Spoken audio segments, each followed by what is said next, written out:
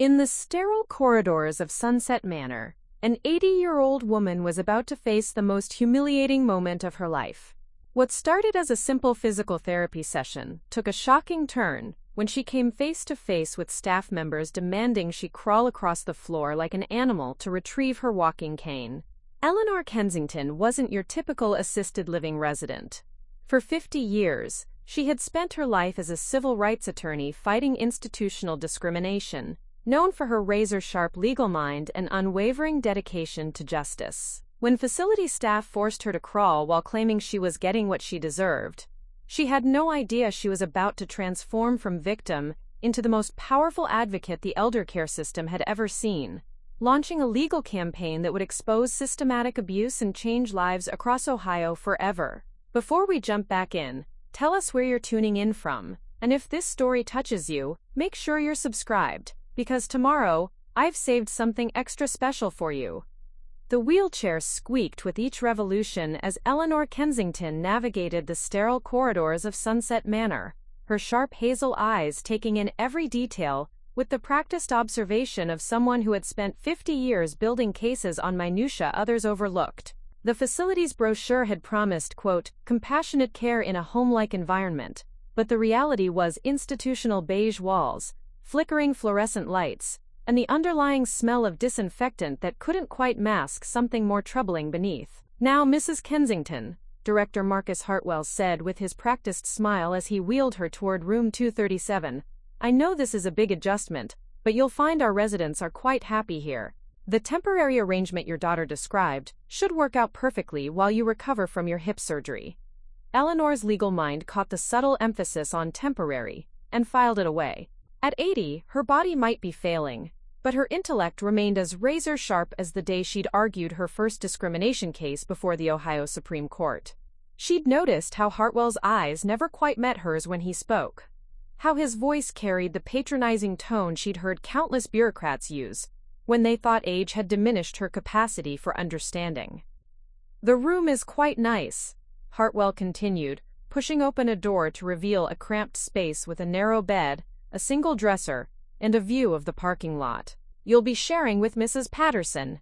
She's 92, and quite sweet. Barely speaks anymore, so she won't bother you. Eleanor surveyed the room that was supposed to be her temporary sanctuary. 2 beds separated by a thin curtain, a bathroom barely large enough for her walker, and personal belongings limited to what could fit in half a closet. This wasn't recovery housing. This was warehousing. The brochure mentioned private rooms were available, Eleanor said carefully, her voice carrying decades of courtroom authority despite her physical circumstances. Oh, those have quite a waiting list, Hartwell replied dismissively. And frankly, at your age, companionship is probably more beneficial than privacy. Isolation can lead to depression in elderly residents. The casual ageism in his tone made Eleanor's jaw tighten, but she said nothing. Not yet. She'd learned long ago that the first rule of advocacy was to observe before acting, to understand the power structures before challenging them. Over the following days, Eleanor began documenting what she witnessed with the methodical precision that had made her one of Ohio's most respected civil rights attorneys. The inadequate staffing that left residents waiting hours for basic assistance. The medication errors that were hastily covered up. The way staff spoke about residents as if they were objects rather than people with decades of life experience and dignity. Mrs. Kensington, time for your pills, announced Tommy Morrison during her first week, his bulky frame filling the doorway as he wheeled in the medication cart. Tommy was the head orderly, a man in his 30s whose previous job at a factory had given him the mistaken impression that efficiency mattered more than compassion. Eleanor looked up from the book she was reading, a recent Supreme Court decision on elder rights that she'd requested from the library. I'd like to review what medications you're giving me, please. I prefer to understand what I'm taking. Tommy snorted, loud enough for other staff members to hear. Listen, lady, I don't have time for 20 questions. These pills were ordered by your doctor, approved by our staff physician, and checked by the pharmacy. You don't need to understand anything except that you need to take them. Actually, patients have the legal right to, Eleanor began. Oh, great. We got ourselves a jailhouse lawyer, Tommy interrupted, his voice rising as other orderlies gathered around. What's next? You gonna sue us because the jello isn't the right flavor? The laughter from the assembled staff was like acid on Eleanor's soul. She'd spent 5 decades fighting for people's rights, had argued before judges and juries, had forced institutions to change their discriminatory practices. Now she was being mocked by minimum-wage workers who saw her legal background as a joke rather than a lifetime of service. "Mrs. Kensington has every right to understand her medication," came a quiet voice from the doorway. Nurse Sophia Rodriguez stepped into the room, her dark eyes flashing with disapproval. "Tommy, perhaps you could explain what each pill is for instead of making jokes about it." Sophia was perhaps 35. With the kind of gentle competence that Eleanor recognized in the best advocates she'd worked with over the years. Unlike the other staff, Sophia looked Eleanor in the eye when she spoke, addressed her as a person rather than a problem to be managed. "Nurse Rodriguez," Tommy said with obvious irritation, "Mrs. Kensington is being difficult about taking her prescribed medications. Maybe you can explain to her that we have procedures here." "The procedure," Sophia replied firmly, "is to respect our residents' rights and dignity, Mrs. Kensington. These pills include your pain medication for your hip, a blood pressure medication, and a vitamin supplement. You have every right to know what you're taking and why." The tension in the room was palpable as Tommy glared at Sophia, clearly angry at being corrected in front of other staff. Eleanor filed away this interaction, noting the power dynamics, the way Sophia risked her standing with colleagues to treat a resident with basic respect. That evening, as Eleanor sat in the common room waiting for dinner, she overheard a phone conversation that chilled her to the bone. "No, Mrs. Chen," Director Hartwell was saying into his cell phone, his voice carrying the false warmth he used with family members. "Your mother is adjusting beautifully. These little complaints about the food and medication schedule are perfectly normal. Elderly residents often have difficulty adapting to structured environments. We see it all the time." Eleanor watched as Mrs. Chen, an 85-year-old woman who'd been a mathematics professor before dementia began its cruel march through her mind, sat alone at a corner table, picking at food that had clearly been sitting under heat lamps for hours. The little complaints Hartwell was dismissing were about meals that arrived cold, medications given at wrong times, and staff who treated residents like burdens rather than human beings. "Oh, absolutely," Hartwell continued. "We're taking excellent care of her. You have nothing to worry about. These facilities can seem overwhelming at first, but she'll settle in. They always do." The casual dismissal of legitimate concerns, the patronizing attitude toward both residents and their families, the systematic way problems were minimized and brushed aside. Eleanor recognized the hallmarks of institutional neglect and abuse. She'd seen it in discriminatory employers, in school systems that failed minority students, in housing authorities that warehoused the poor. The players were different, but the patterns were achingly familiar. That night, after her roommate Mrs. Patterson had fallen into the medicated sleep that seemed to claim most residents by 8 o'clock, Eleanor pulled out a small notebook she kept hidden in her pillowcase.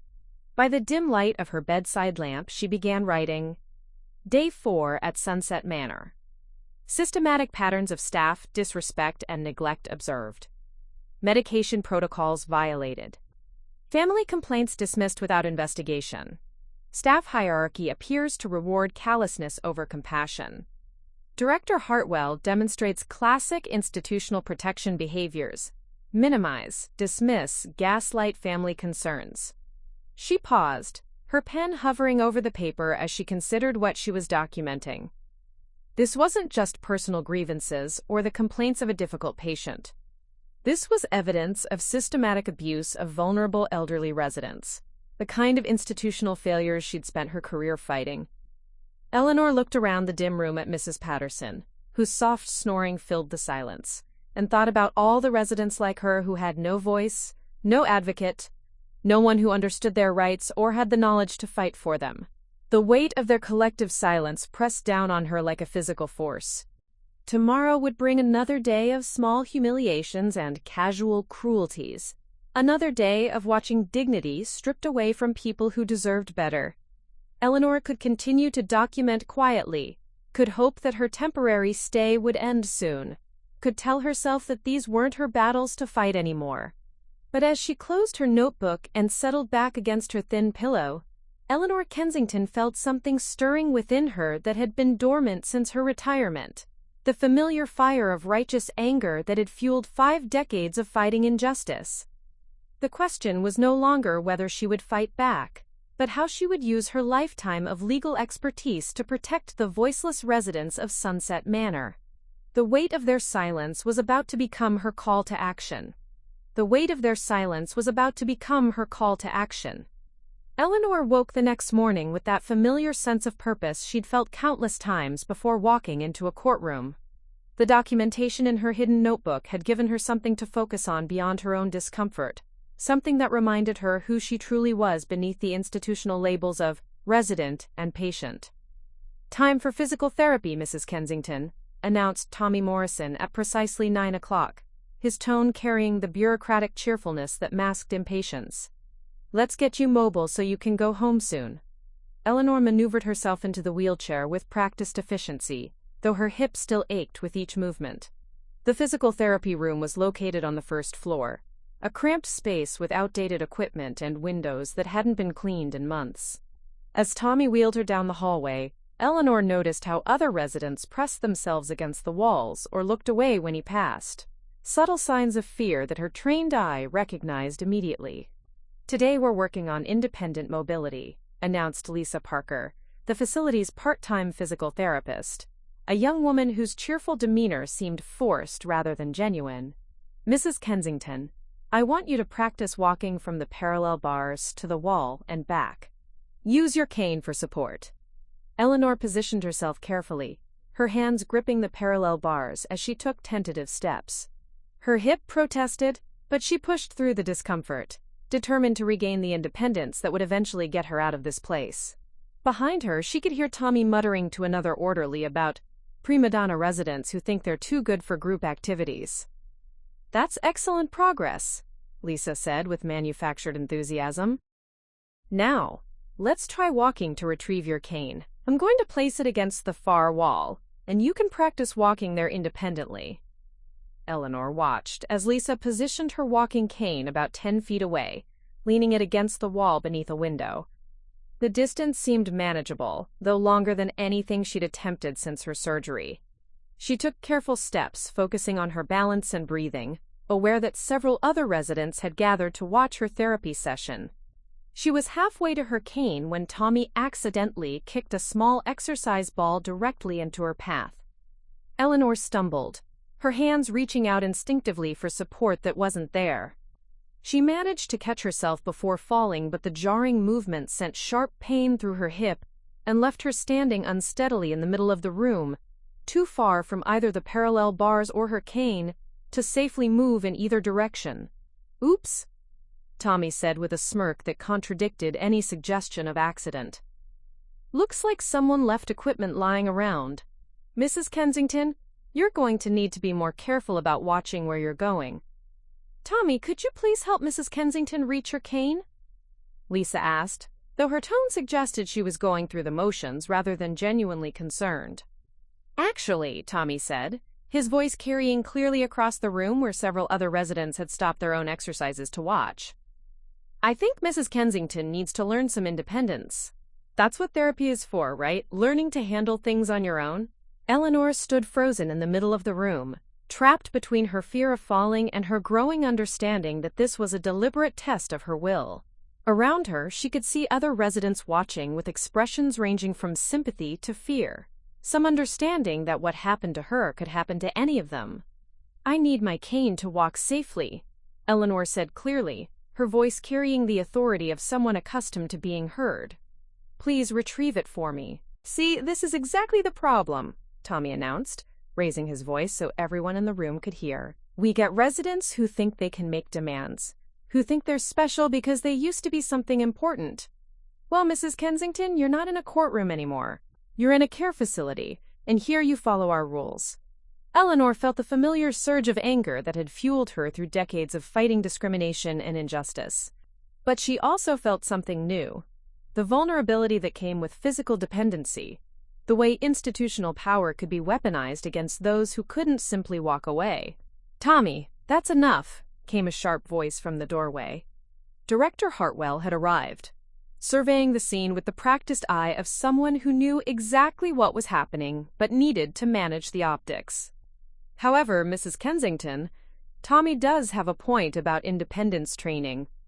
Eleanor stared at Hartwell, her legal mind processing the careful way he'd entered the situation, criticizing Tommy's tone while endorsing his actions, appearing reasonable while enabling abuse. Independence training? Eleanor repeated, her voice carrying the precise intonation she'd used in countless depositions. Exactly, Hartwell said with his practiced smile. We find that residents who become overly dependent on staff assistance often fail to progress in their recovery. Sometimes a little tough love is exactly what's needed. Eleanor looked around the room at the faces watching her, other residents who depended on this staff for their basic needs, who couldn't afford to make enemies, who had learned that survival meant accepting whatever treatment they received. She thought about Mrs. Patterson's medicated compliance, about Mrs. Chen's dismissed complaints, about all the documentation in her hidden notebook. So you're suggesting, Eleanor said slowly, that I crawl across this floor to retrieve my mobility aid as part of my therapeutic treatment? I'm suggesting, Hartwell replied, his voice taking on the patronizing tone she'd heard him use with family members, that you make an effort to solve your own problems instead of expecting others to constantly accommodate you. After all, you're getting exactly the kind of motivation you need to improve. The words hit Eleanor like a physical blow, getting exactly what I deserve. It was the same language used to justify every discriminatory practice she'd fought against, the same rationalization that blamed victims for their circumstances while protecting those in power. Eleanor looked at her cane, propped against the wall just 10 feet away, but might as well have been 10 miles given her physical limitations. She looked at the staff members watching her with expressions ranging from indifference to cruel amusement. She looked at the other residents, some of whom had tears in their eyes as they witnessed her humiliation. Then Eleanor Kensington, who had spent 50 years standing up in courtrooms defending the rights of others, slowly lowered herself to her hands and knees. The room fell completely silent except for the sound of her labored breathing as she crawled across the therapy room floor. Each movement sent pain through her healing hip.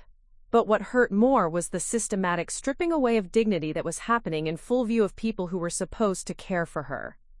That's right, Tommy said quietly, his voice carrying just enough to be heard by everyone watching. Sometimes you have to learn your place. Eleanor reached her cane and used it to pull herself back to standing, her face flushed with exertion and humiliation. But as she turned to face the room, she noticed something that made her legal instincts sharpen. Mrs. Williams, visiting her husband Robert, was standing in the doorway with her cell phone raised, recording everything. Mrs. Williams? Hartwell said sharply, noticing the phone. I'm afraid recording isn't allowed during therapy sessions. Patient privacy, you understand. I understand perfectly, Mrs. Williams replied, her voice shaking with emotion. I understand that what I just witnessed was elder abuse, and I understand that this video is going straight to social media and the state regulatory board. Eleanor watched Hartwell's face change as he realized the implications. This wasn't just another incident that could be minimized or covered up. This was documented evidence of systematic abuse, recorded by a witness who had no reason to protect the facility's reputation. Tommy's smirk disappeared as Mrs. Williams hurried from the room, her phone already in hand as she began uploading the video. Lisa Parker suddenly found urgent paperwork that required her immediate attention. The other residents began quietly dispersing, understanding instinctively that something significant had just shifted in the power dynamics of Sunset Manor. Eleanor stood in the middle of the therapy room, her cane gripped tightly in her hand, watching the staff scramble to manage a situation that had already spiraled beyond their control.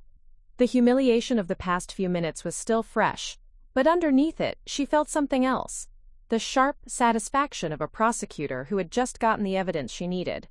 The viral video that would change everything had just been born, and Eleanor Kensington, who had crawled across that floor in defeat, was about to rise as the advocate she'd always been. The viral video that would change everything had just been born, and Eleanor Kensington, who had crawled across that floor in defeat, was about to rise as the advocate she'd always been. Within hours of Mrs. Williams posting the video to Facebook with the caption, "Elder abuse happening right now at Sunset Manor," this woman was forced to crawl for her walking cane. Eleanor's humiliation had spread across social media platforms faster than wildfire. By evening, the video had been shared thousands of times, each repost adding angry comments and calls for investigation. Eleanor retreated to her room, her hip throbbing from the morning's ordeal, but her mind working with a clarity she hadn't felt since her retirement. Mrs. Patterson was at dinner, leaving Eleanor alone with her thoughts and the growing awareness that everything had changed. The institutional power that had seemed so absolute that morning now felt fragile, exposed by the unblinking eye of a cell phone camera. Her hands shaking slightly, whether from anger or anticipation, she couldn't tell. Eleanor reached for the landline phone on her bedside table. She dialed a number she knew by heart, one she hadn't called in months. "Chen Martinez and Associates," came the familiar voice of the receptionist. "This is Eleanor Kensington. I need to speak with Robert Chen immediately. Tell him it's urgent." "Eleanor?" Robert's voice came on the line within minutes, filled with concern. "What's wrong? Margaret called me yesterday worried about you, but she said you were just having some adjustment issues at the facility." Eleanor closed her eyes, remembering how she'd downplayed her concerns to her daughter, how she'd tried to protect Margaret from worry. "Robert, I need you to listen carefully. I'm about to tell you something that's going to sound unbelievable, but I need you to document everything I say." For the next 20 minutes, Eleanor laid out the systematic pattern of abuse she'd witnessed and experienced at Sunset Manor. She spoke with the precision of someone presenting evidence, detailing incidents by date and time, naming witnesses, describing the institutional culture that enabled staff to dehumanize residents. "Jesus, Eleanor," Robert breathed when she finished. This is criminal. Why didn't you call me sooner?" "Because I thought I was just another elderly woman complaining about institutional care," Eleanor admitted. "Because I thought maybe my perspective was skewed by pain medication and displacement. Because I forgot for a moment who I used to be." "Who you used to be?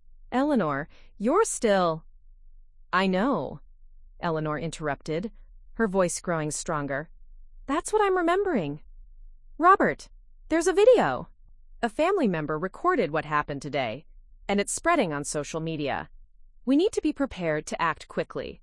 Preparing and narrating this story took us a lot of time, so if you are enjoying it, subscribe to our channel. It means a lot to us. Now back to the story." Before Robert could respond, Eleanor heard a soft knock on her door. "Come in," she called, expecting to see Mrs. Patterson returning from dinner. Instead, Nurse Sophia Rodriguez slipped into the room, her face pale with concern. "Mrs. Kensington, I'm so sorry about what happened today. What Tommy did, what Director Hartwell allowed. It was wrong." Eleanor studied Sophia's face, seeing the moral distress she recognized in the best allies she'd worked with over the years. "Robert, I'll call you back," she said into the phone. "Sophia, please sit down. We need to talk." Sophia glanced nervously at the door before taking the chair beside Eleanor's bed. "I shouldn't be here. If Hartwell finds out I'm talking to you, he can't retaliate against you for providing honest information to a resident," Eleanor said, her legal training automatically kicking in.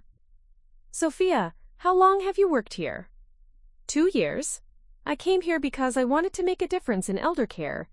But—" Sophia's voice trailed off, her frustration evident. "But you've seen patterns of abuse and neglect that you couldn't address through normal channels," Eleanor finished. "You've tried to advocate for residents and been shut down by administration. You've watched good staff members either conform to the toxic culture or leave." Sophia's eyes widened. "How did you know?" "Because I've spent 50 years fighting institutional discrimination, and the patterns are always the same," Eleanor replied. "Sophia, I need to ask you something, and I need you to understand that your answer could change everything for the residents here. Are you willing to help me document what's really happening at Sunset Manor?" Sophia was quiet for a long moment, her hands clasped tightly in her lap. "Mrs. Kensington, I became a nurse because I believe in dignity and compassion.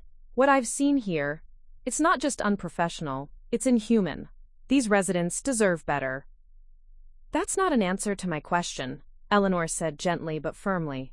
"Are you willing to risk your job to protect vulnerable people?" "Yes," Sophia said without hesitation. "Yes, I am." Eleanor felt the familiar rush of building a case, of finding the allies who would make justice possible. "Good. First, I need you to tell me about the documentation protocols here. How are incidents reported? What happens to those reports?" Sophia glanced around nervously before pulling out her phone. "That's part of the problem. We're supposed to file incident reports through the computer system, but Tommy and some of the other staff have made it clear that, quote, excessive reporting reflects poorly on our performance evaluations." "Show me," Eleanor said. Sophia pulled up the facility's incident reporting system on her phone. "Look at this," she said, scrolling through screens of data. "In the past 6 months, our reported incident rate is lower than facilities half our size. But I know for a fact that we've had at least a dozen falls that weren't reported, multiple medication errors, and several cases of staff verbal abuse toward residents." Eleanor studied the data with the eye of someone who'd spent decades analyzing institutional records for signs of discrimination and cover-ups. "This is deliberate underreporting designed to maintain regulatory compliance and funding levels. Sophia, can you access historical data?" "Some of it," Sophia said, her fingers moving across her phone screen. "Mrs. Kensington, look at this pattern. Every time we get close to numbers that would trigger state investigation, there's suddenly a string of resolved incidents or reports that get reclassified as, quote, minor." Eleanor felt the pieces of the puzzle clicking into place with satisfying precision. "They're gaming the system. Systematic manipulation of data to avoid regulatory oversight while maximizing profit margins." She looked up at Sophia. "I need copies of everything you can safely access. And I need you to help me contact other residents who might be willing to share their experiences." "Mrs. Kensington," Sophia said hesitantly, "what you're talking about, it's going to bring down this entire administration. Are you sure you want to take this on? The stress, the media attention, the legal battles." Eleanor thought about the morning's humiliation, about crawling across that floor while staff watched with indifference or amusement. But more than that, she thought about Mrs. Chen picking at cold food while her daughter was lied to about her care, about Mrs. Patterson's medicated compliance, about all the residents who had no voice and no advocate. "Sophia," Eleanor said, her voice carrying the authority of someone who'd never backed down from a fight worth having. "5 decades ago, I took an oath to defend the rights of people who couldn't defend themselves. That oath didn't expire when I turned 80 or when I needed a walking cane or when I became a resident instead of an attorney." She reached for her hidden notebook, pulling it from beneath her pillow. "I've been documenting systematic abuse for weeks. That video today isn't just evidence of one incident. It's proof of an institutional culture that dehumanizes vulnerable elderly people. And I'm going to use every skill I've learned, every contact I've made, every legal precedent I know to shut this system down and build something better." Sophia stared at the notebook, then at Eleanor's determined expression. "What do you need me to do?" Eleanor smiled, the first genuine smile she'd felt since arriving at Sunset Manor. "Help me remember what it feels like to fight for justice, and then help me win." As Sophia left her room with a list of documentation requests and resident interviews to arrange, Eleanor picked up her phone to call Robert back. But first, she opened her notebook and began writing. Day 8 at Sunset Manor. The awakening begins. Evidence gathered. Allies identified. Legal strategy forming. Time to remind them who they're dealing with. The elderly woman who had been systematically diminished and humiliated was gone. In her place sat Eleanor Kensington, civil rights attorney, ready to wage the most important battle of her career. The elderly woman who had been systematically diminished and humiliated was gone.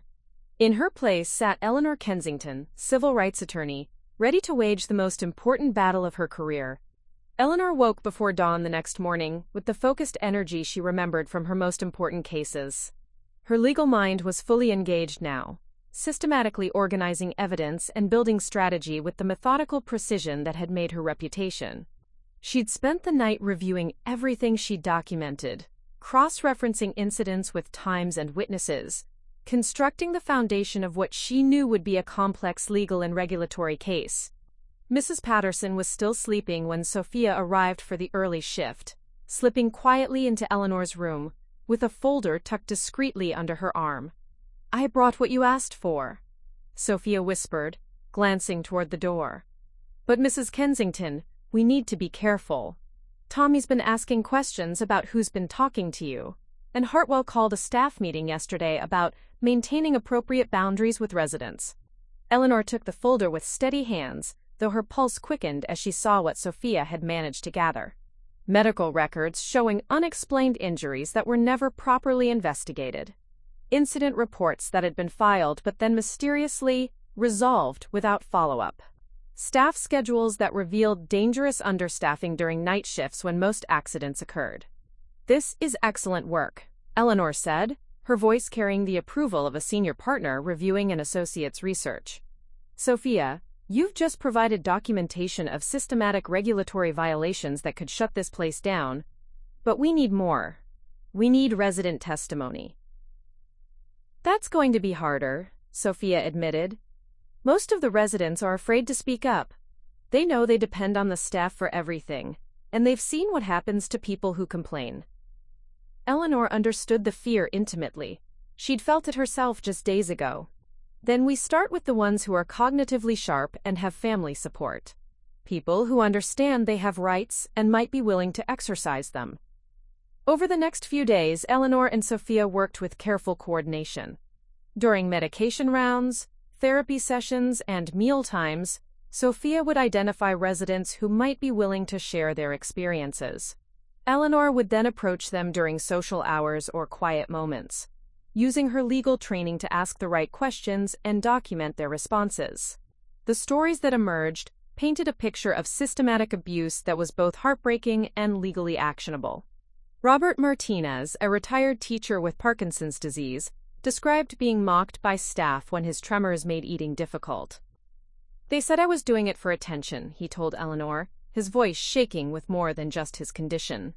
"One orderly actually took my food away and said maybe I'd eat better if I got hungry enough."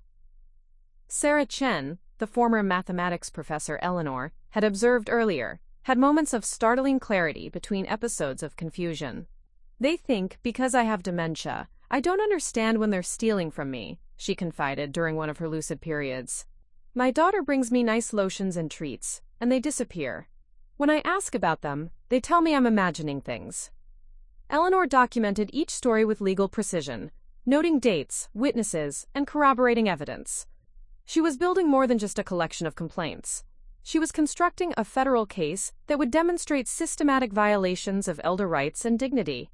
The breakthrough came when Sophia introduced Eleanor to Carlos Williams, the facility's maintenance supervisor who had worked at Sunset Manor for 5 years. "Carlos has seen everything," Sophia explained during a carefully arranged meeting in the facility's small chapel, one of the few places where they could speak privately. "He's been keeping his own records because he was worried about liability issues." Carlos was a man in his 50s with the careful demeanor of someone who'd learned to observe without getting involved. But Eleanor's legal reputation and Sophia's trust had convinced him to share what he'd witnessed.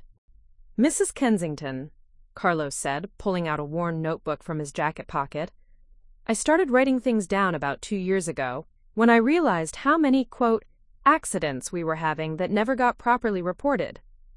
Eleanor's eyes widened as Carlos opened his notebook, revealing pages of meticulous documentation. Falls that occurred because safety equipment wasn't properly maintained. Medication errors that happened because staff were rushing through rounds with inadequate supervision. Fire safety violations that had been repeatedly ignored despite his written reports to administration. "This resident, Mrs. Thompson, fell in the bathroom last winter because the grab bar I'd reported as loose was never fixed," Carlos explained, pointing to one entry. "She broke her hip, but the incident report said she fell due to, quote, resident confusion and non-compliance with safety protocols." "Do you still have your original maintenance reports about the grab bar?" Eleanor asked, her legal instincts immediately focused on the paper trail. "I keep copies of everything," Carlos replied. After Mrs. Thompson's fall, I started taking pictures too. I figured if someone got seriously hurt and there was a lawsuit, I didn't want to be held responsible for problems I'd reported but weren't fixed. Eleanor felt the familiar thrill of a case coming together. Carlos wasn't just a witness. He was a documentation goldmine who could prove the facility's systematic negligence and cover-up practices. "Carlos, I need to ask you something important," Eleanor said. "Are you willing to provide testimony about what you've witnessed? To regulatory authorities, possibly in legal proceedings?" Carlos was quiet for a long moment, clearly understanding the implications. "Mrs. Kensington, I've got a family to support. This job, it's not great, but it pays the bills."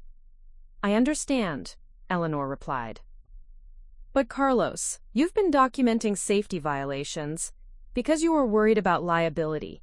Those same violations are putting vulnerable elderly people at risk every day. At some point, staying silent becomes complicity."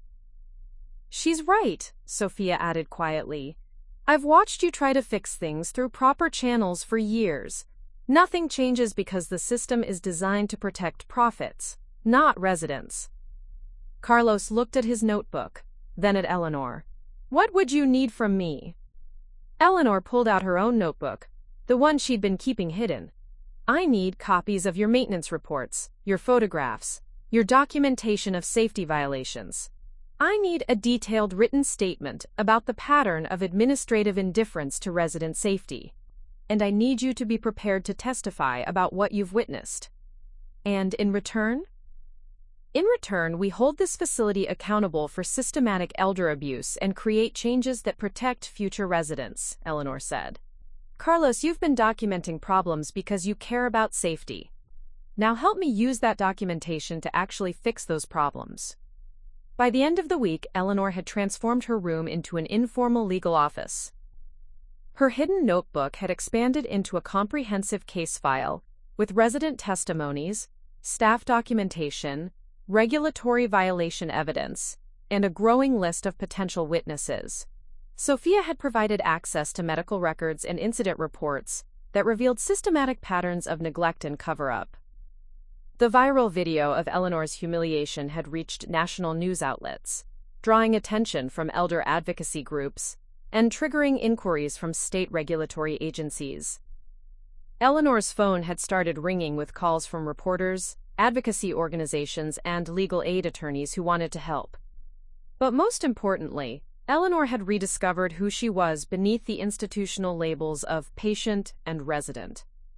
She was a civil rights attorney with 50 years of experience fighting institutional discrimination, and she was about to use every skill she'd ever learned to protect the most vulnerable population she'd ever encountered. "Robert," she said during one of her daily calls to her former law partner, "I think we're ready to escalate this. The evidence is overwhelming, the witnesses are credible, and the regulatory violations are clear. It's time to take this public and force systematic change." "Are you sure you're ready for what comes next?" Robert asked. "Once we file formal complaints and go to the media, there's no going back. You'll be the face of this fight." Eleanor looked around her room at the case files spread across her bed, thought about the residents who'd trusted her with their stories, remembered the feeling of crawling across that therapy room floor while staff watched with amusement. "I've been ready for this fight my entire career," she said. "I just didn't know it would be the most important one." "I've been ready for this fight my entire career," she said. "I just didn't know it would be the most important one." Eleanor's confidence was tested the very next morning when she discovered just how deep the corruption at Sunset Manor ran and how desperate Director Hartwell had become to protect his empire of neglect. She was reviewing her case files when a tentative knock interrupted her concentration. "Come in," Eleanor called, expecting Sophia with the daily medication round. Instead, a young woman in her 30s stepped hesitantly into the room. She had Hartwell's distinctive jawline and the same calculating eyes, but where his held callous indifference, hers showed the strain of moral conflict. "Mrs. Kensington, I'm Brittany Hartwell. I work here as a part-time social worker and—" She paused, glancing nervously toward the door. "I'm Marcus Hartwell's daughter." Eleanor's legal instincts immediately sharpened. In her experience, family members of defendants either came to threaten or to confess. Brittany's nervous energy suggested the latter, but Eleanor remained cautious. "What can I do for you, Miss Hartwell?" Brittany closed the door carefully and moved closer to Eleanor's bed, her voice dropping to barely above a whisper. "I saw the video of what happened to you, what my father allowed to happen, and I can't stay silent anymore."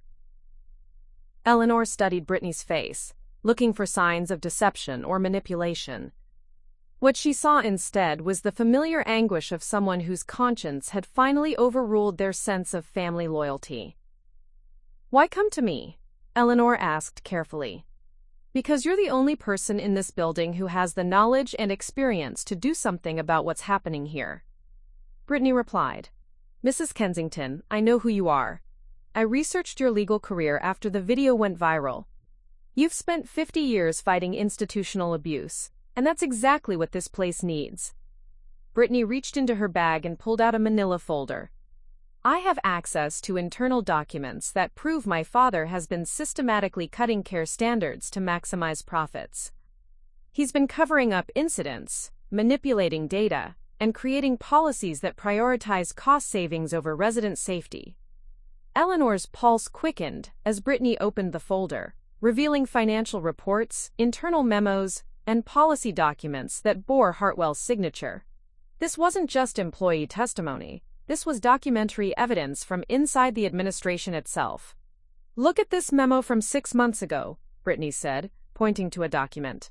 "My father ordered a 20% reduction in nursing staff during night shifts. When the head nurse objected, citing safety concerns, he overruled her and said the savings were, quote, necessary for operational efficiency." Eleanor read the memo with growing anger. The language was bureaucratic, but the meaning was clear. Hartwell had deliberately reduced staffing levels that he knew were inadequate, putting vulnerable residents at risk to save money. "And this financial report," Brittany continued, flipping to another document.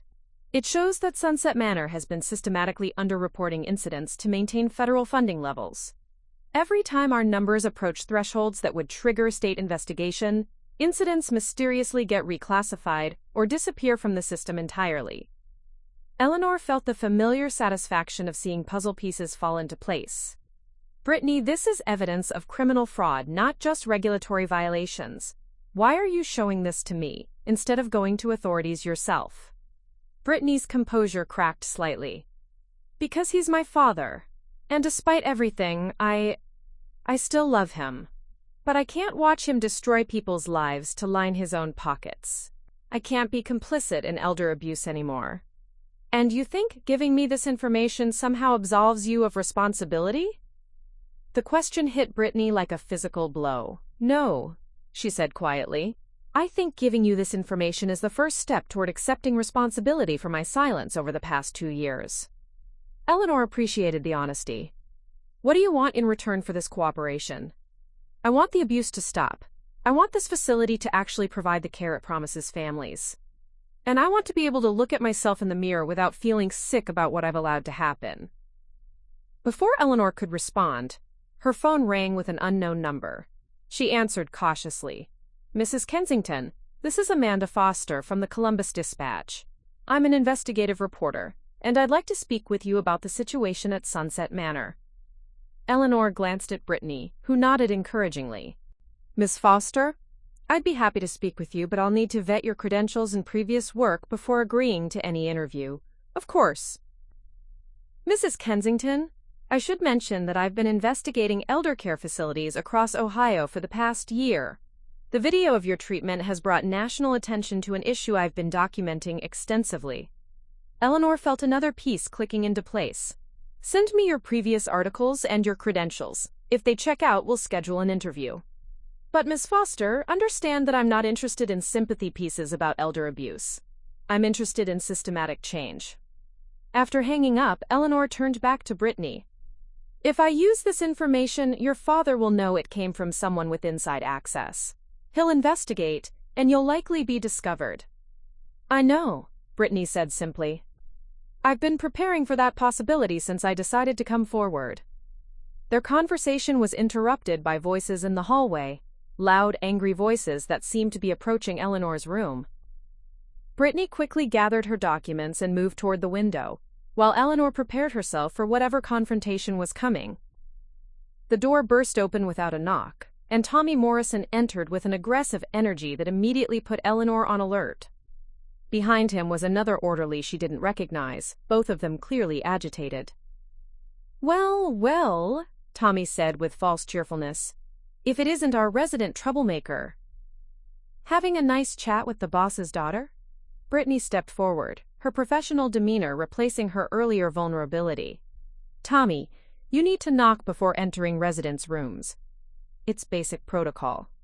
"Oh, I'm sorry, Miss Hartwell," Tommy replied with obvious sarcasm. "I didn't realize we needed permission to check on residents who might be planning more publicity stunts." Eleanor felt her legal instincts engage. Tommy was fishing for information, trying to intimidate both her and Brittany while staying just within the bounds of plausible deniability. "Is there something specific you need, Mr. Morrison?" Eleanor asked with the cool professionalism she'd used in countless depositions. "Just wanted to let you know that your little video has caused some problems for good people who work here," Tommy replied. "Some of us are wondering if maybe you're not as confused and helpless as you pretend to be." The threat was subtle but unmistakable. Eleanor had seen this pattern countless times, institutional power trying to intimidate witnesses and advocates into silence. "Mr. Morrison," Eleanor said, her voice carrying 5 decades of courtroom authority, "are you suggesting that my documented complaints about care standards are somehow fraudulent?" Tommy's confidence wavered slightly at her legal tone. "I'm just saying that people who cause trouble sometimes find that their care suffers. Accidents happen, medications get mixed up, you know how it is." Brittany stepped forward, her social worker training evident in her response. "Tommy, that sounds remarkably like a threat against a vulnerable resident. I hope you're not suggesting that staff would retaliate against someone for exercising their legal rights." "I'm not suggesting anything," Tommy backpedaled. "Just making conversation." After the orderlies left, Eleanor looked at Brittany with new respect. "You handled that well. But you understand what just happened, don't you?" "He was trying to intimidate us both and fishing for information about what we're planning," Brittany replied. "Which means my father is getting desperate." Eleanor's phone rang again. This time it was Robert Chen, her former law partner. "Eleanor, we need to accelerate our timeline," Robert said without preamble. "I've been contacted by the Ohio Attorney General's office. They're opening a formal investigation into Sunset Manor, and they want to interview you as soon as possible." Eleanor looked at the documents Brittany had provided, thought about Tommy's thinly veiled threats, considered the mounting evidence of systematic abuse and corruption. "How soon?" she asked. "They want to meet tomorrow." "Eleanor, this is moving fast. Are you ready?" Eleanor glanced at Brittany, who was nodding encouragingly. Then, at her case files spread across the bed, she thought about the residents who had trusted her with their stories, about Carlos's documentation of safety violations, about Sophia's courage in providing inside information. "Robert, I've been ready for this fight since the day I took my oath as an attorney," Eleanor said. "Set up the meeting. It's time to show them exactly what 50 years of legal experience looks like when it's applied to protecting the most vulnerable people in our society." As she hung up the phone, Eleanor felt the familiar rush of a case reaching its crucial phase. The allies were in place, the evidence was overwhelming, and the opposition was getting desperate. The real battle was about to begin. Eleanor woke at 5 a.m. on the morning Amanda Foster's article was scheduled to publish, her legal mind already running through the day's strategy. She learned long ago that media exposure could either accelerate justice or create chaos. The key was controlling the narrative through meticulous preparation and unassailable facts. At precisely 6 a.m., her phone started ringing. "Eleanor, have you seen it?" Robert Chen's voice carried both excitement and concern. "Amanda Foster's article went live an hour ago, and it's already trending nationally." Eleanor pulled up the Columbus Dispatch website on the tablet Sophia had discreetly provided. The headline made her breath catch. "Systematic elder abuse exposed. Former civil rights attorney documents horror at Ohio care facility. The article was devastating in its thoroughness. Amanda had used Eleanor's case as the centerpiece of a comprehensive investigation into Sunset Manor's practices. But she'd gone further, connecting the facility's problems to broader failures in for-profit elder care regulation. The piece included interviews with other residents, families who'd lost loved ones under suspicious circumstances, and former employees who'd been fired for reporting safety violations. Most importantly, Amanda had obtained and published financial documents showing how Sunset Manor manipulated incident reporting to maintain federal funding, evidence that could only have come from Brittany's inside access. The state regulatory board is holding an emergency meeting this afternoon, Robert continued. They're announcing a full investigation and scheduling public hearings. Eleanor, this is moving faster than we anticipated. Eleanor felt the familiar adrenaline rush of a case reaching critical mass. Good. The longer we let them control the narrative, the more time they have to cover their tracks. What's our timeline for the Attorney General's office? They want to interview you this morning, before the media circus gets completely out of hand. Eleanor, you need to understand. This is going to be intense. National news outlets are already calling, and elder advocacy groups are mobilizing. You're about to become the face of institutional elder abuse reform. As if to emphasize Robert's point, Eleanor's room phone began ringing. She answered to find Margaret, her daughter, on the line. "Mom, what the hell is going on?" Margaret's voice was strained with worry and confusion. "I just got off the phone with 3 different reporters asking about your, quote, legal campaign. I thought you were just having adjustment problems at the facility." Eleanor closed her eyes, realizing she'd been so focused on building her case that she'd failed to prepare her own family for what was coming. "Margaret, I need you to come here immediately. There are things you need to know, and we need to discuss them before this gets any bigger." "Things like what?" "Mom, the article makes it sound like you're living in some kind of nightmare facility, but when I visited last week, everything seemed fine. Director Hartwell assured me." "Hartwell has been lying to you," Eleanor interrupted. "Margaret, that's what institutional abusers do. They present one face to families and another to residents. I need you to trust me on this and get here as soon as possible." An hour later, Margaret arrived to find Eleanor's room transformed into a command center.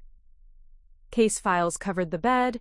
Eleanor was dressed in the closest approximation to professional attire her limited wardrobe allowed, and Sophia was briefing her on facility developments. "Mrs. Kensington," Sophia reported quietly. "Hartwell called an emergency staff meeting at 7 this morning. Word is that he's planning to claim you're suffering from dementia and that your allegations are the product of age-related confusion."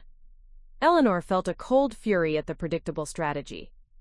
Of course he is. It's the classic defense. Discredit the witness by questioning their mental competency. Margaret stared at her mother, slowly beginning to understand the scope of what she'd walked into. "Mom, is this really happening? The abuse the article describes?" Eleanor handed Margaret the comprehensive documentation she'd assembled over the past weeks. "Read this." "All of it. Then tell me if you think I'm suffering from age-related confusion." As Margaret reviewed the evidence, her expression shifted from skepticism to horror to rage. "Mom, why didn't you tell me any of this when I visited?" "Because I was trying to protect you from worry, and because I wasn't sure anyone would believe an elderly woman complaining about her care," Eleanor admitted. "I was operating from a position of powerlessness instead of remembering that I'm a civil rights attorney with 50 years of experience fighting exactly this kind of institutional abuse." Their conversation was interrupted by a sharp knock on the door. Director Hartwell entered without waiting for permission, flanked by a woman in an expensive suit who was clearly his attorney. "Mrs. Kensington," Hartwell said with forced calm, "I think we need to have a conversation about these unfortunate misunderstandings that have gotten so blown out of proportion." Eleanor looked at Hartwell with the cold assessment she'd once reserved for opposing counsel in discrimination cases. "Director Hartwell, I don't believe we have anything to discuss. My attorney will be handling all communications going forward." "Your attorney?" The woman in the suit stepped forward. "I'm Sandra Morrison, representing Sunset Manor. Mrs. Kensington, We're concerned that you may not be competent to make legal decisions without proper evaluation of your mental state. Eleanor felt Margaret tense beside her, but she remained perfectly calm. This was exactly the attack she'd been expecting. Ms. Morrison, Eleanor said with precise legal diction, I am Eleanor Kensington, member of the Ohio Bar for 52 years, former partner at Chen Martinez & Associates, and lead counsel on 17 successful civil rights cases that established precedent in institutional discrimination law. If you wish to question my mental competency, you're welcome to request a formal evaluation. However, I should mention that my cognitive assessment was conducted just 6 weeks ago as part of my pre-surgical workup, and it showed no signs of impairment whatsoever. She reached into her case files and produced the assessment. I've also been documenting systematic violations of federal elder care regulations, using the same methodical approach I used throughout my legal career. Would you like to review my evidence before continuing to suggest that these allegations are the product of mental confusion? Hartwell's attorney took the cognitive assessment, reviewed it quickly, and Eleanor could see her confidence wavering. Mrs. Kensington, regardless of your professional background, you're currently a resident dependent on this facility for care. Perhaps we could reach some kind of accommodation. Ms. Morrison, Eleanor interrupted, are you suggesting that I should remain silent about documented elder abuse in exchange for continued care? Because if so, you're describing extortion, which is both illegal and deeply unethical. Margaret stood up, her earlier confusion replaced by protective fury. Are you people actually threatening my mother? After everything the article documented about how this place operates? Before anyone could respond, Eleanor's phone rang with a call from Robert Chen. Excuse me, she said, answering with speakerphone enabled. Robert, I have Director Hartwell and his attorney here. They seem to be suggesting that I'm not competent to pursue legal action. Robert's voice carried clearly through the room. Eleanor, the Attorney General's office has reviewed your documentation and wants to meet immediately. They're also issuing a statement that anyone attempting to intimidate witnesses in this investigation will face federal charges. Should I mention that to whoever you're speaking with? The color drained from Hartwell's face as he realized the conversation was being recorded, and that federal authorities were already involved. His attorney grabbed his arm, clearly recognizing that they were digging themselves deeper with every word. We'll be in touch through proper legal channels, the attorney said hastily, pulling Hartwell toward the door. After they left, Margaret turned to her mother with a mixture of awe and concern. Mom, what have you gotten yourself into? Eleanor looked at her daughter, then at Sophia, then at the case files that represented weeks of methodical legal work, and the testimony of vulnerable residents who had trusted her with their stories. I've gotten myself into the most important case of my career, Eleanor said simply. Margaret, your mother didn't spend 50 years fighting institutional discrimination to roll over and accept elder abuse when it happened to her. These people made a serious error in judgment when they decided to target a civil rights attorney. Her phone rang again. This time it was Amanda Foster. Mrs. Kensington, the story has been picked up by CNN, NBC, and The Washington Post. The Ohio governor's office is calling for immediate investigation, and elder advocacy groups are organizing. Are you prepared for what's coming next? Eleanor looked out her room window at the news vans already gathering in the parking lot, at the protesters beginning to assemble with signs reading, quote, Elder Dignity Now, and Investigate Sunset Manor. Ms. Foster, Eleanor said, her voice carrying 5 decades of courtroom authority. I've been preparing for this fight my entire career. The question isn't whether I'm ready, it's whether they are. The reckoning had truly begun, and Eleanor Kensington was about to remind everyone exactly what happened when you tried to silence a civil rights attorney who'd spent her life protecting the vulnerable. The Ohio State Regulatory Board's emergency hearing was scheduled for 2 o'clock in the afternoon, but by noon, the Millbrook Community Center was already packed beyond capacity. Eleanor arrived in a wheelchair pushed by Margaret, her bearing regal despite her physical limitations.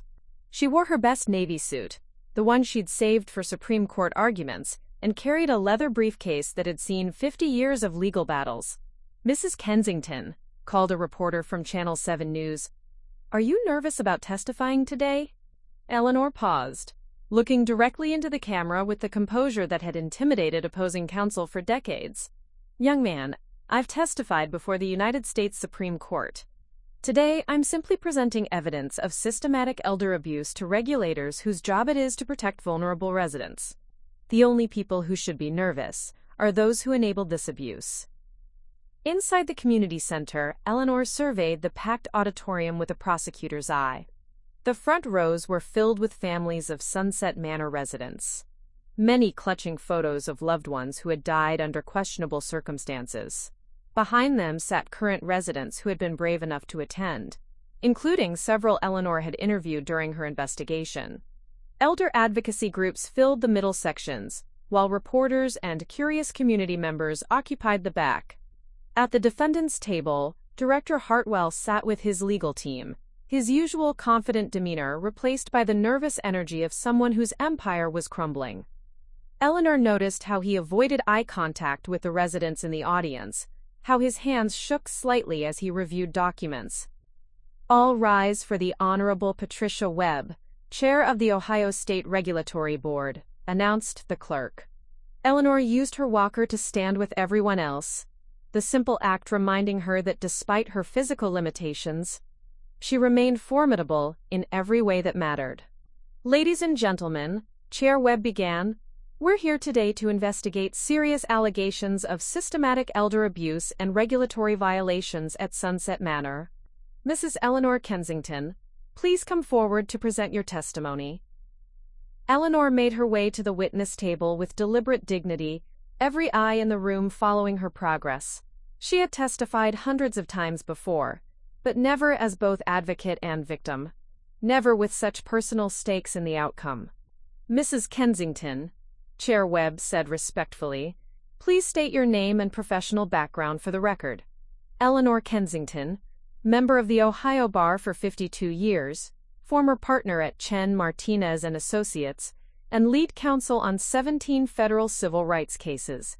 Eleanor replied, her voice carrying clearly through the silent auditorium.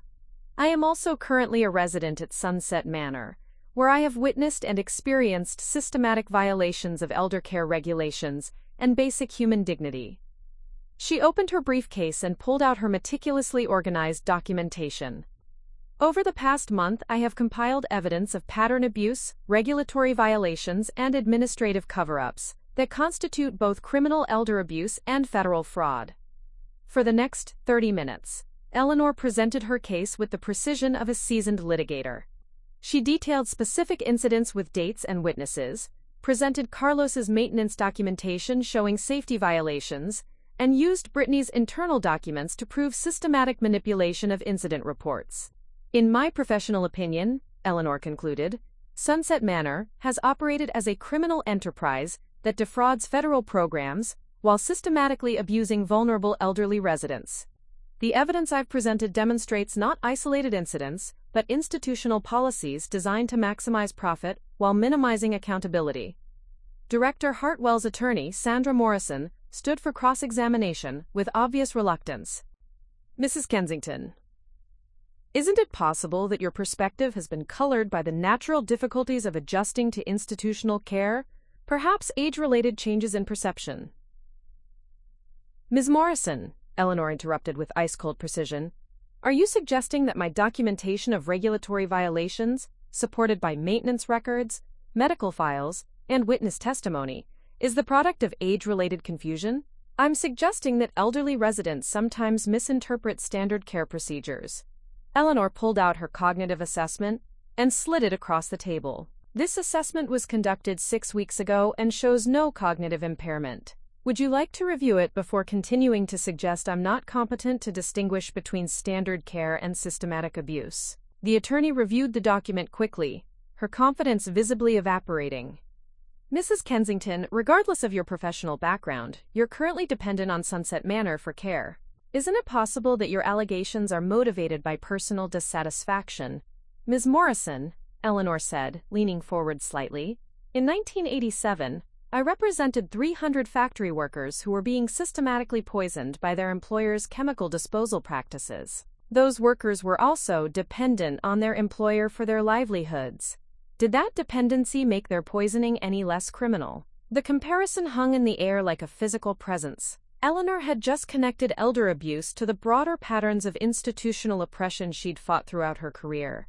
And everyone in the room understood the implication. "I have no further questions," Morrison said quickly, returning to her seat. Chair Webb looked toward the audience. "We'll now hear testimony from other witnesses. Carlos Williams, please come forward." Carlos approached the witness table with obvious nervousness, but his testimony was devastating. He presented 5 years of maintenance reports documenting safety violations that were systematically ignored, photographs of dangerous conditions that led to resident injuries, and records showing how his written warnings were dismissed by administration. "Mr. Williams," Chair Webb asked, "why didn't you report these violations to regulatory authorities?" "Because I was told that reporting problems outside the facility would result in immediate termination," Carlos replied. "And because I saw what happened to employees who tried to advocate for residents, they got fired or transferred to the worst shifts until they quit." The next witness was Nurse Sofia Rodriguez, who presented medical documentation showing patterns of unexplained injuries, medication errors, and incidents that were systematically underreported or mischaracterized. "In my professional opinion as a registered nurse," Sofia testified, "the staffing levels and care protocols at Sunset Manor constitute deliberate endangerment of vulnerable residents." But the moment that shifted the entire hearing came when Brittany Hartwell was called to testify. "State your name and relationship to this facility," Chair Webb instructed. "Brittany Hartwell. I'm the part-time social worker at Sunset Manor, and I'm also the daughter of Director Marcus Hartwell." A murmur rippled through the audience as people realized what was about to happen. "Miss Hartwell, why are you testifying today?" Brittany looked directly at her father, her voice steady despite the obvious emotional cost. "Because I have evidence that my father has systematically violated federal regulations and covered up elder abuse to maintain profitability." She presented the internal documents Eleanor had reviewed, explaining how her father had deliberately reduced staffing, covered up incidents, and manipulated data to avoid regulatory scrutiny. "Ms. Hartwell," Chair Webb asked gently, "this testimony essentially accuses your father of criminal behavior. Are you certain about these allegations?" "Yes, ma'am. I've watched him destroy people's lives for profit margins, and I can't stay silent anymore." The hearing reached its climax when Tommy Morrison unexpectedly stood up in the back of the auditorium. "I want to testify," he announced, his voice carrying across the silent room. Tommy approached the witness table with none of his usual swagger, his face pale with the weight of what he was about to confess. "My name is Tommy Morrison, and I'm the head orderly at Sunset Manor. I'm the person who forced Mrs. Kensington to crawl across the floor to retrieve her walking cane." The room was completely silent as Tommy continued. "I want everyone here to know that what I did was wrong, and that it wasn't an isolated incident. I should be able to handle my own psychological responses." "Should, according to whom?" Dr. Chen asked gently. "Eleanor, you're not just a lawyer who happened to experience elder abuse. You're an 80-year-old woman who was systematically dehumanized and then had to relive that trauma publicly in order to protect others. That takes a psychological toll regardless of your professional background." Meanwhile, the consequences of Eleanor's campaign were rippling far beyond Sunset Manor. Sofia Rodriguez had been promoted to director of nursing at a new state-run elder care facility, but she was also facing harassment from staff members, who blamed her for the destruction of their workplace. "I got another threatening phone call last night," Sofia confided during one of her visits to Eleanor's hospital room.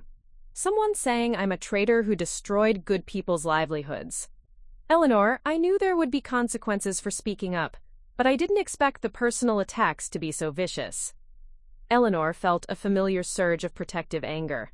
"Sofia, that's exactly what institutional power does when it's challenged. It tries to make the consequences of truth-telling so severe that people will choose silence instead." "Have you reported the threats to police?" "Yes, but they're coming from anonymous numbers and untraceable email accounts. It's like there's an organized campaign to intimidate anyone who testified against the facility." Carlos Williams was facing similar retaliation. Despite being hailed as a hero for his documentation of safety violations, he was struggling to find new employment as word spread through the maintenance community that he was a whistleblower who couldn't be trusted. "Mrs. Kensington," Carlos said during a visit, his usual dignity undermined by obvious stress, "I don't regret testifying, But my family is suffering. My wife is working double shifts because I can't find steady work, and my kids are asking why Daddy is home all the time. Eleanor felt the weight of other people's sacrifices for her cause. Carlos, the legal settlement from the facility's insurance will include compensation for whistleblower retaliation. But more immediately, I have contacts in the labor rights community who can help you find employment with organizations that value integrity over blind loyalty. The most complex consequence involved Tommy Morrison, whose public confession had been both dramatic and legally problematic. His testimony had been crucial in establishing the pattern of institutional abuse, but his admission of personal culpability had also exposed him to criminal charges. Tommy's attorney is arguing that he was following institutional policies and shouldn't face the same charges as administrators who created those policies, Robert explained during one of his legal updates. It's creating an interesting question about individual versus institutional responsibility. Eleanor found herself in the unexpected position of advocating for leniency for her former tormentor. Robert, Tommy's confession showed genuine remorse and provided crucial evidence. More importantly, he's entered therapy and is working with elder advocacy groups to train staff about recognizing and preventing abuse. The case had also attracted attention from federal investigators examining systematic problems in for-profit elder care.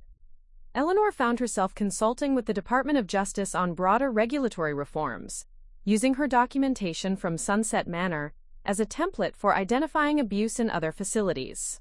Mrs. Kensington, Special Agent Maria Santos from the FBI's White-Collar Crime Division, explained during a video conference from Eleanor's hospital room, "Your methodical documentation has become a model for how we investigate institutional elder abuse.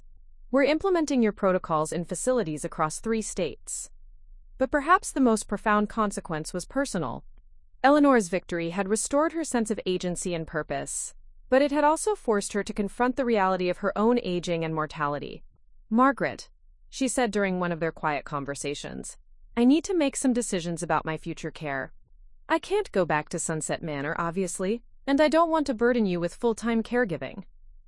Margaret took her mother's hand. "Mom, after watching you take on an entire corrupt institution and win, I think we can figure out appropriate care arrangements. You've proven that age doesn't diminish your capacity for advocacy. Maybe it's time to find a living situation that recognizes that." Eleanor was considering several options: a progressive assisted living facility that emphasized resident autonomy, a shared housing arrangement with other professionally accomplished women, or modifications to her own home that would allow her to age in place with appropriate support. "The irony," Eleanor mused, "is that fighting for elder dignity has taught me more about what I want my own aging to look like than 50 years of planning ever did."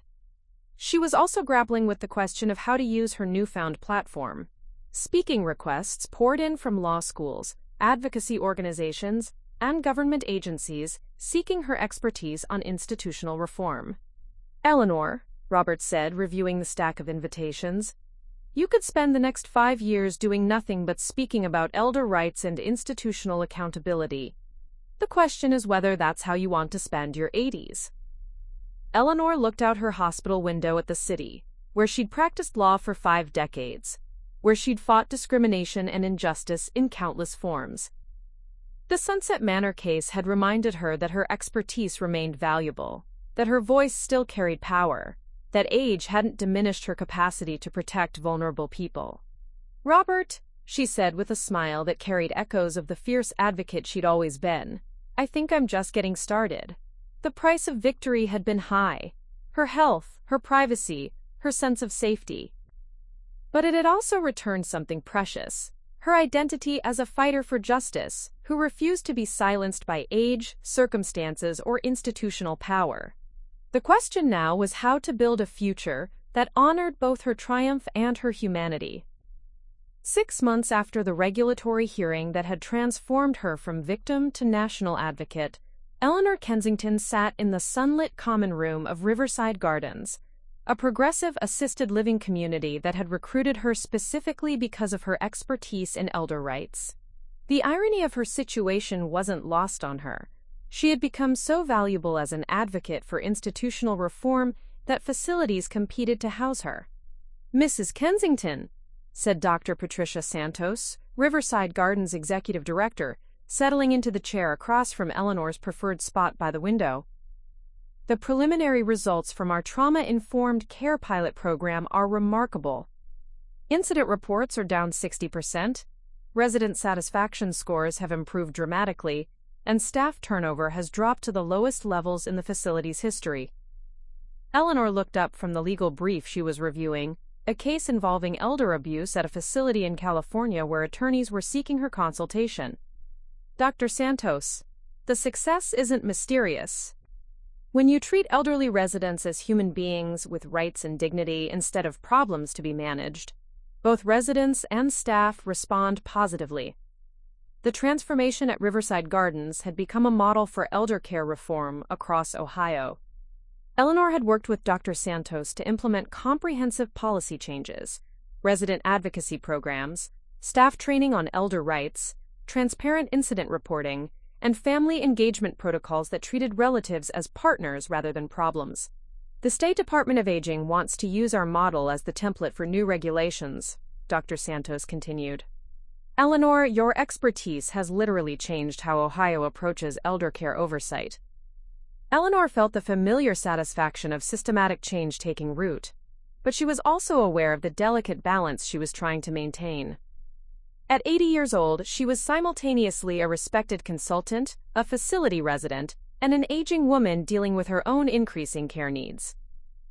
Mrs. Kensington, interrupted Maria Rodriguez, one of Riverside Gardens' resident council members. We've got 3 new residents this week who are asking about joining our advocacy program. One of them is a retired social worker who says she was inspired by your case to speak up about problems at her previous facility. Eleanor smiled at the growth of resident activism. The advocacy program she'd helped develop at Riverside Gardens had become a pipeline for training elderly residents to recognize and report institutional problems. It was empowering for participants and had created a culture where staff understood they were accountable to the people they served. Schedule them for individual meetings with me this week, Eleanor replied. And Maria, make sure they understand that advocacy isn't about confrontation. It's about systematic documentation and strategic pressure applied through proper channels. Her phone buzzed with a text from Sofia Rodriguez, who had become Eleanor's informal partner in consulting work. Congressional hearing on elder care reform scheduled for next month. They want you to testify about regulatory oversight. Are you interested? Eleanor considered the invitation carefully. Since the Sunset Manor case, she had testified before state legislatures in 6 states, consulted with federal agencies on elder care regulations, and spoken at conferences across the country. The work was meaningful but exhausting, and she was increasingly aware of the need to balance advocacy with her own health and healing. Dr. Santos, Eleanor said, I need to ask you something confidentially. In your professional opinion, am I overcommitting myself? Am I trying to do too much for someone who's supposed to be in recovery? Dr. Santos studied Eleanor's face with the careful assessment of someone trained to recognize both resilience and vulnerability. Eleanor, I think you're struggling with the same question many people face when they discover a new purpose later in life: how to embrace that purpose without losing yourself in it. The observation hit closer to home than Eleanor cared to admit. Since becoming a national figure in elder rights advocacy, she had sometimes felt more like a symbol than a person, more valuable for her story than her humanity. The trauma therapist I'm working with says I'm using advocacy as a way to avoid processing the psychological impact of what happened at Sunset Manor, Eleanor confided. She thinks I'm staying so busy fighting other people's battles that I'm not dealing with my own healing. What do you think? Dr. Santos asked. Eleanor was quiet for a moment, watching other residents in the common room. Some were engaged in activities, others were visiting with family, a few were simply sitting quietly. All of them were aging with dignity in an environment that respected their autonomy and supported their needs. I think, Eleanor said slowly, that advocacy has always been how I process trauma. 50 years ago, when I experienced discrimination as a young attorney, I channeled that experience into fighting discrimination for others. The difference now is that I'm 80 years old, and I need to be more intentional about balancing advocacy with self-care. Her reflection was interrupted by the arrival of Tommy Morrison, whose transformation over the past 6 months had been as dramatic as Eleanor's own journey. He now worked as a resident advocate at 3 different facilities, training staff on recognizing and preventing elder abuse. "Mrs. Kensington," Tommy said. His demeanor completely changed from the aggressive orderly who had once tormented her. "I wanted to update you on the training program at Sunset Valley. The staff there said your documentation protocols have helped them identify problems they never would have noticed before." Eleanor studied Tommy's face, still sometimes struggling to reconcile the man before her with the person who had forced her to crawl across that therapy room floor. His redemption was genuine. She'd seen the evidence in his consistent work, his therapy progress, and his commitment to making amends. But forgiveness remained complicated. "Tommy, I'm glad the training is effective, but I want to ask you something directly. How are you processing the psychological impact of having been an abuser? Are you getting the support you need to ensure this pattern never repeats?" Tommy's discomfort with the direct question was obvious, but he answered honestly. "Mrs. Kensington, the therapy is hard. Understanding how I became someone who could hurt vulnerable people, it's not easy to face. But I think that's exactly why I need to keep doing this work, to make sure I never forget what I was capable of when I stopped seeing residents as human beings." Eleanor appreciated his honesty. "Tommy, accountability isn't just about making amends. It's about consistently choosing to be better. Your continued work suggests you understand that." After Tommy left, Eleanor returned to the question that had been occupying her thoughts for weeks. Sophia had invited her to formalize their consulting partnership into a nonprofit organization focused on elder advocacy training and institutional reform. The opportunity was exciting, but would require significant commitment and energy. "Eleanor," Margaret said during one of her regular visits, "you've been offered amazing opportunities, but I'm worried about you. You're 80 years old, you've been through significant trauma, and you're trying to single-handedly reform elder care in America. That's not sustainable." Eleanor looked at her daughter, recognizing the concern of someone who'd watched her mother transform from a vulnerable patient into a national crusader. "Margaret, what if this is exactly what I'm supposed to be doing with whatever time I have left? What if 50 years of legal experience prepared me for this moment?" "Then you need to do it sustainably," Margaret replied firmly. "Mom, you can't fight injustice if you exhaust yourself in the process. You need to build something that will continue your work even when you can't." The conversation crystallized something Eleanor had been thinking about for months. Individual advocacy was important, but systematic change required institutional structures that could outlast any single person's involvement. "Margaret," Eleanor said with growing excitement, "what if we did create that nonprofit Sophia suggested, but designed it to train other advocates rather than making me the center of everything? What if we built a network of elder rights advocates who could carry this work forward?" "Now that," Margaret replied with a smile, "sounds like the Eleanor Kensington who taught me that sustainable change comes from empowering others, not just fighting battles yourself." Eleanor pulled out her notebook, a new one, since the original had been submitted as evidence in the criminal proceedings against Marcus Hartwell, and began writing. "Elder Justice Institute. Training advocates, documenting abuse, reforming institutions. Mission: every elderly person deserves dignity, safety, and respect. Vision: a network of trained advocates in every state who can recognize, document, and address institutional elder abuse." As she wrote, Eleanor felt the familiar thrill of building something significant, but this time it was tempered by the wisdom that came from recognizing her own limitations and mortality. She was 80 years old, she had experienced serious health consequences from stress, and she needed to balance her passion for justice with her need for healing and self-care. But she was also Eleanor Kensington, civil rights attorney, who had just discovered that age hadn't diminished her capacity to protect vulnerable people. It had simply changed how she needed to approach that protection. The seeds of systematic change were taking root, and Eleanor was finally learning how to tend them without losing herself in the process.